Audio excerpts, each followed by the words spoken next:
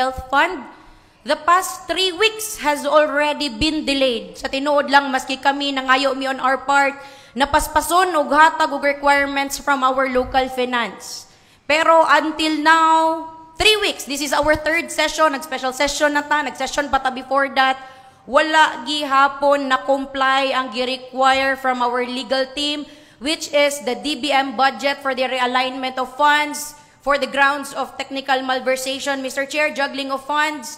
Number 2, the requirement for the availability or certificate of availability of funds. And then, the other requirement, the 3rd one. So, I rise today, Mr. Chair, dili unta sa pag-object kung asa gamiton tong 9 million kay naaman si Doc Onje diri. Pero kadong appeal nga gipilit sa 9 million nga 10 million nga walay nag-certify sa atua kung available pa ba na kwarta. Hangtod karon walay ning sulti, walay papilis nga gihatag nga available pa na nga kwartaha nga pwede maggamit o pwede ma-utilize. And until we have that clear certificate of fund availability for proper authorization, Mr. Chair, maybe from the local treasurer, from the accountant, we cannot, in good conscience, na aming mga konsensya, nga mag-approve ani nga supplemental budget.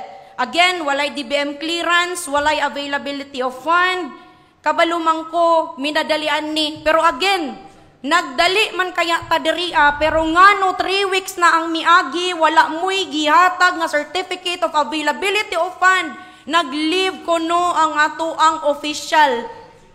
3 weeks ang miagi. I think 2 days pa man siguro nag-leave. Ambot lang yun. Unsay problema, unsay naa, pero our future depends on us. Again, kitang tanan, giboto ta sa katawhan diri para magtarong o mag-review kung asa gipanggamit ang kwarta sa katawhan.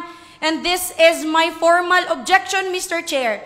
And again, to all my colleagues, kung naay mga konsensya, kabalo ko, kailangan na nato ni ipasa. Pero ang requirements nga atong gipangayo, kung available pag yun ba ni nga kwartaha, nagamit na, natapal na, wala nakabutang maski asa nga papel. And this is my right. I think this is what is lawful, this is what is legal, and I think this is what is just, Mr. Chair.